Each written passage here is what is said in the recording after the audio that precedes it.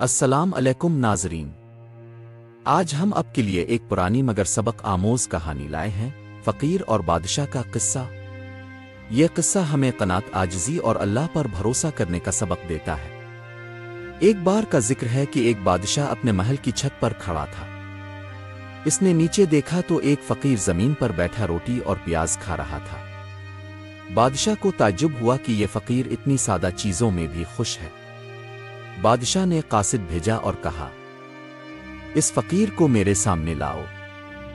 فقیر آیا تو بادشاہ نے پوچھا، تمہارے پاس دولت نہیں، کپڑے پھٹے پرانے ہیں، پھر بھی تم خوش کیسے رہتے ہو؟ فقیر مسکرایا اور بولا، اے بادشاہ، خوشی دولت محلوں میں نہیں بلکہ دل کے سکون اور قناعت میں ہے۔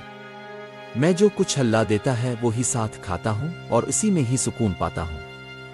بادشاہ نے مزید حیرت سے پوچھا، اگر تمہیں میری طرح سونے کا تخت، نوکر چاکر اور خزانے مل جائیں تو تم کیا کرو گے؟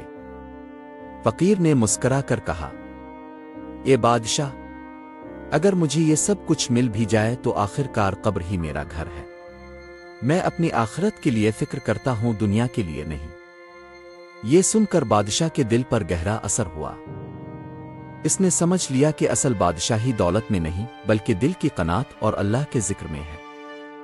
پیارے عزیزو، یہ قصہ ہمیں سکھاتا ہے کہ دنیا کی شان و شوکت وقتی ہے، اصل دولت دل کا سکون اور قناعت ہے۔ جو اللہ پر بھروسہ کرتا ہے وہی حقیقی بادشاہ ہے۔ اگر آپ کو یہ قصہ پسند آیا تو ویڈیو کو لائک اور شیئر کریں، اور مزید سبق آموز کہانیوں کے لیے ہمارے اس چینل کو سبسکرائب کریں۔